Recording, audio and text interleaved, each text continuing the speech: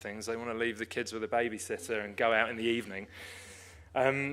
There are 10% of them in the population, and as you can see across New Zealand and the UK, it's about the same proportion. And I think that's further evidence that this is something that happens at a particular time in people's lives. They're typically kind of younger adults, between about 25 and 40. I often get asked, well, it must be really easy to reach them through social media and that kind of thing. Actually not. Really interestingly, just because they are mostly younger adults, they will have Facebook pages, Twitter accounts, this, that and the other, but they're infrequent. And because they're so busy, if I look at my Facebook page, I look at what I can see. I don't think I've ever scrolled down to see what happened in the last 10 hours since I last looked at it. So as a means of communicating with me, it's actually very poor, because unless you happen to put your post on right when I'm looking at it, I'll never see it.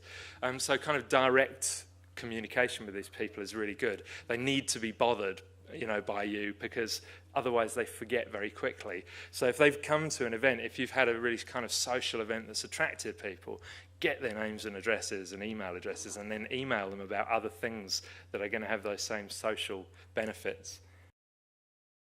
My job is quite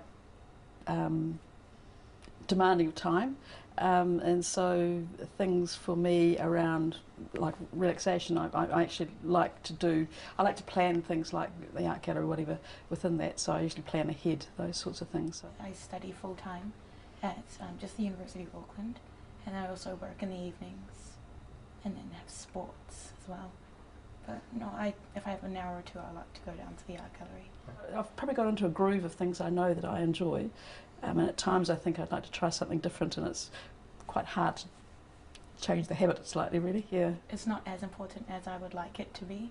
I'd like to have more time to go out to the art gallery or to the museum. I like going to both, but I just don't have the time. There are quite a lot of events in Auckland that I think, oh gosh, that'd be interesting to go to, and I sort of plan, I must get around to booking that or getting the details of it, and by the time I hear about it or think about it, it's gone. Last year I missed the Readers and Writers Festival, but this year I'm on top of it and I'm prepared. I went with a friend recently to the art gallery, and it was a thing I knew that we both enjoyed. So I hadn't seen that person for a while, so it was a place to link up. So it was a coffee time, chat.